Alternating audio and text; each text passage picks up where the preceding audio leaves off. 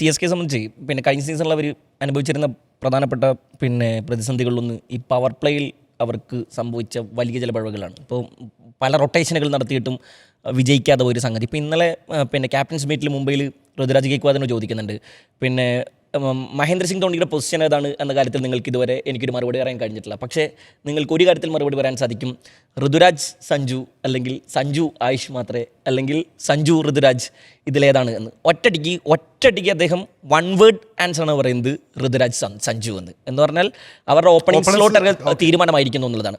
So Ayush മാത്രമേ one down പൊസിഷനിലേക്ക് ഇറങ്ങേണ്ടി വരും. കഴിഞ്ഞ സീസണിൽ ഈ ഋതുരാജ് ഗെയ്ക്വാദിന് പരിക്കേറ്റ സമയത്താണ് ആയുഷ് മാത്രമേ വരുന്നത്.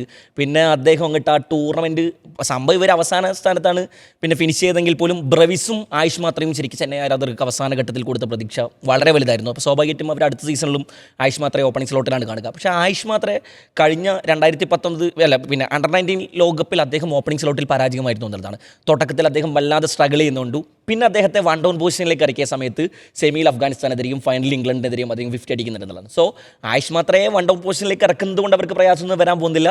സഞ്ജു സാംസണെ ഒരിക്കലും അവർക്ക് ഓപ്പണിംഗ് സ്ലോട്ടിൽ നിന്ന് മാറ്റാനും കഴിയില്ല. സോ അവരുടെ ടോപ്പ് 3 സെറ്റാകുന്നു. പിന്നെ ശിവൻ ദുബെ അവരുടെ ആറിച്ചാമി അവിടെ നിൽക്കുന്നുണ്ട്, ബ്രവിസ് ഉണ്ട്, സർഫറാസ് വരുന്നുണ്ട്. പിന്നെ ആ പുതിയതായി എടുത്ത 2 കളിക്കാർ 14 കോടി കിട്ട 2 മുതലുകൾ അവരുടെ കയ്യിലുണ്ട്. സോ ടീമിൻ്റെ സ്ക്വാഡ് ഡെപ്ത് വെച്ചിട്ട് നമുക്ക് വലിയ ടീമല്ല എന്ന് പറയുമെങ്കിൽ പോലും, പക്ഷേ T20 അങ്ങനെയല്ലോ, ഈ ടോപ്പ് 3 സെറ്റായി കഴിഞ്ഞാൽ ആ ടീം ശരിക്കും കഴിഞ്ഞ കൊല്ലം ശിവൻ ദുബെക്ക് സംഭവിച്ചതാണ്. എന്ന് പറഞ്ഞാൽ ഇവരുടെ പവർ പ്ലേയിൽ ടോപ്പ് 3ക്ക് പരാജയപ്പെട്ട് കഴിഞ്ഞാൽ പിന്നെ വരുന്ന ബാറ്റർമാർക്ക് അങ്ങനെ ഒരു കോൺഫിഡൻസിൽ കളിക്കാനുള്ളത് കിട്ടൂലല്ലോ.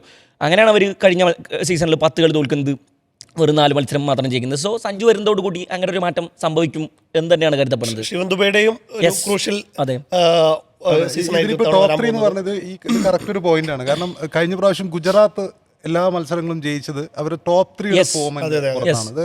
ബട്ട്ലർ കളിക്കുന്നു, അതുമാത്രമല്ല സായ് സുദർശൻ പ്ലസ് ശുഭ്മാൻ ഗിൽ ഓപ്പണിങ്സ്, അവരുടെ ടോപ്പ് 3 മാത്രമാണ്. ഏറ്റവും കൂടുതൽ റൺസ്